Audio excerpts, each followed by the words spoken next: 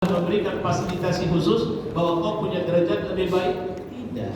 Kalau kau sudah melakukan ibadah, rahasia baiknya ibadahmu itu pada akhlakmu, bukan pada rasa banggamu, rasa puasmu, rasa hebatmu, bukan. Tapi pada akhlakmu. Apakah ada akhlakul karimah yang muncul setelah kau umrah, setelah kau baca Quran, setelah kau khatam sekian kali, setelah kau tahajud, setelah kau puasa? Sebagian bapak-bapak mungkin ada mendengar, ada membaca tulisan saya, salah satu tazkirah jelang berbuka puasa. Apa yang saya tuliskan? Salah satu yang saya tulis setiap hari itu saya kirim ke beberapa orang. Salah satu yang saya bicara, budaya buka puasa kita bukan budaya orang yang sedang berpuasa membuka puasa. Tapi budaya berpuasa kita, membuka puasa kita adalah budaya orang-orang yang hidup dengan hedonis. Mereka hanya memindahkan jadwal makan enak mereka bersama-sama karena acara buka puasa dipenuhi dengan tawa, canda, sosialita, foto sana, foto sini, upload ke Instagram dan sebagainya. Tidak ada sentuhan rohani di sini. Sangat sedikit.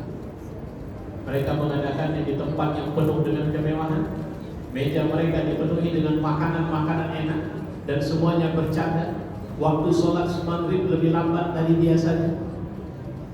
Tidak ada mata atau tidak ada perasaan tenang setelah menyelesaikan puasa hari ini, di mana aku telah mempuasakan nafsu.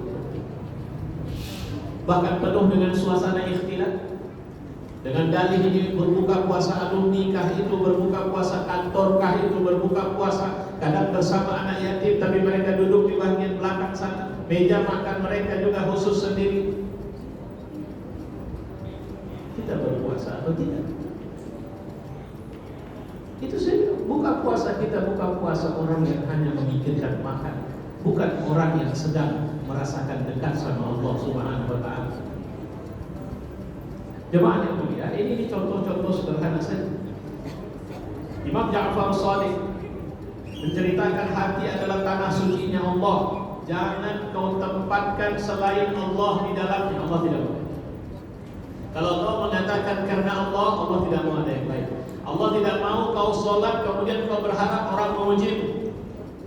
Allah tidak mau ketika kemudian kau berdakwah ceramah orang bilang, oh, Ustaz yang ceramah, aku terus terang Ustaz, senang kali Ustaz. Nah, muncullah rasa senang hatimu. Allah tidak suka itu.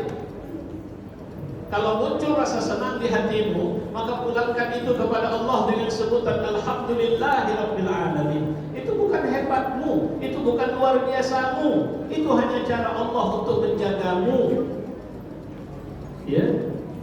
Pernyataan ini menjadi dasar ungkapan para ulama bahwa hati adalah rumah Allah dalam makna ruhani, tempat kehadiran maknawi Allah dalam kesadaran seorang hamba. Sufyan Ats-Tsauri mengatakan tidak ada sesuatu yang lebih berat aku obati kecuali hati.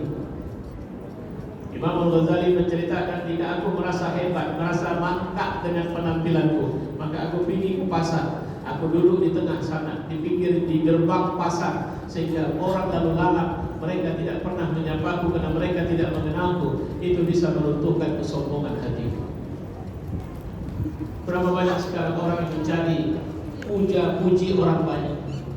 Dia marah sekali ketika fotonya di sosmed itu dikomentari negatif oleh orang. Dia kecewa sekali ketika ada orang memberikan dislike kepada apa yang dia tampilkan. Dia lupa bahwa sebenarnya seharusnya dia mencari pujian Allah Subhanahu wa Ta'ala. Ibnu Athaillah menjelaskan bahwa amal lahir hanyalah bentuk, sedangkan ruhnya adalah kehadiran hati bersama Allah. Saya bilang mirip seperti seorang bayi yang dia merasa nyaman dimanapun asal ibunya bersama. Ada anak-anak yang ikut ke masjid malam ini, mereka bisa tenang karena ada orang tuanya bersama mereka. Tapi coba bayangkan jika orang tuanya mengantarkan ke masjid ini dan kemudian pergi ke tempat lain, mereka akan menangis. Jika datang orang tua yang lebih cantik dari ibunya atau lebih kaya dari ibunya dan mencoba memegangnya atau memeluknya, dia tetap tidak nyaman karena itu bukan ibu.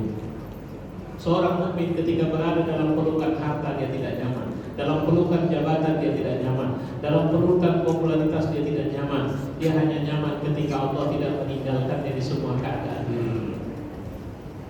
Tuhan, aku mau kaya, tapi jangan kau tinggalkan aku saat aku kaya. Tuhan, aku mau jadi seorang pejabat, tapi sertailah aku di sini, karena aku tidak mau mendapatkan apapun ketika kau meninggalkanku atau kau murka kepadaku. Itulah orang mukmin. Ibnu Qayyim menegaskan bahwa hijab terbesar antara hamba dan Allah bukan maksiat lahir semata, tapi hati yang sibuk dengan selain Allah. Suka kali dipuji orang, suka kali menghitung berapa subscriber. Saya mohon maaf tadi di satu majelis yang lain saya sempat bilang jadi baper, dan akhirnya saya coba memperbaiki luka, tapi ternyata tidak bisa, maka saya tidak mau ada luka yang baru. Mohon maaf, di majelis tadi yang di sana saya cerita itu apa ya? Itu dia.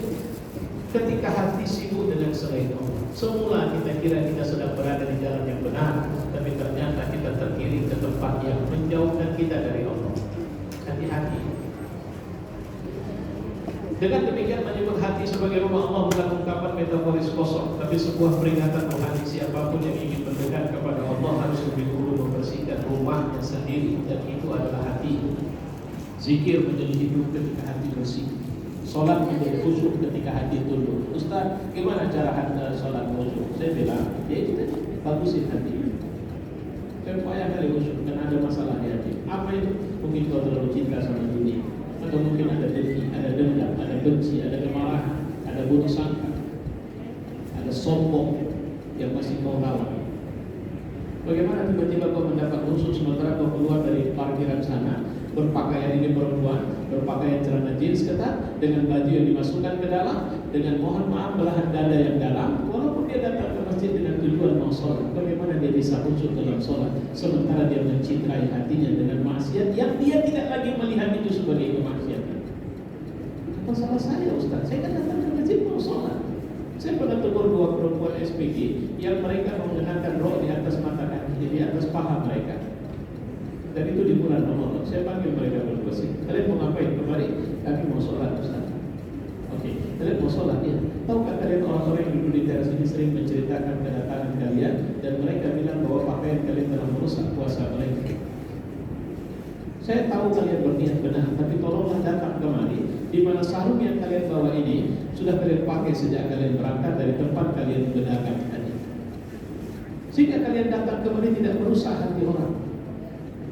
Kenapa dia lakukan itu? Jawabannya karena kebodohannya. Ya, tanpa pembersihan hati, itikaf hanya menjadi kehidupan fisik. Namun dengan hati yang dibersihkan, itikaf berubah menjadi perjalanan pulang menuju Allah, sebuah perpulangan rohani yang penuh cahaya dan makna. Sehingga besok pagi ketika kita keluar dari masjid ini, kita merasa hati yang lebih bersih, hati yang lebih lapang. Itu itikaf yang benar, insya Allah. Ya, penyakit-penyakit hati yang bisa mengotori rumah Allah yang kita maksud, rumah Allah yang kita maksud adalah hati. Saya bahas ringkas. Pertama, riya. Sudah tahu tak kita riya itu apa? Dan riya yang tersembunyi adalah perasaan kamu bahwa orang akan memuji. Sudah baca Quran, terus orang datang, terus berhenti supaya jangan tahu dia. Kau baca terus. Kalau bahasa Imam Al-Ghazali, ketika kau hentikan bacaanmu karena sebab kau takut dituduh sebagai orang yang soleh, maka sebenarnya itulah riya. Kau tidak minta, dan itu riya yang mematikan. Dia merusak. Ketika kau mengira kau lebih selamat dengan menyembunyikan amalmu dalam bersedekah, ketika ditanya orang, apa yang harus saya tulis? Tulis saja hamba Allah. Dan kemudian setiap saat diumumkan, saudara-saudara, infak dari hamba Allah sekian puluh juta, maka kau tersenyum dalam hatimu. Maka itulah riya yang kau sembunyikan. Hati-hati dengan itu. Bukan masalah mau disebut hamba Allah atau tidak, tapi bagaimana merawat hatimu untuk tidak peduli dengan kesolehan yang sudah kau lakukan kemarin. Karena kau harus fokus dengan kesolehan baru yang harus kau lakukan. Karena tidak ada satupun berita kesolehanmu bahwa itu sudah diterima Allah dan sudah menetapkan kepastian bahwa kau masuk dalam surga Allah. Tidak ada satupun kita yang sudah dapat kepastian dari Allah masuk surga. Tidak ada. Kita hanya menggunakan waktu dan berburulah dengan waktu kita. Surah, bergegas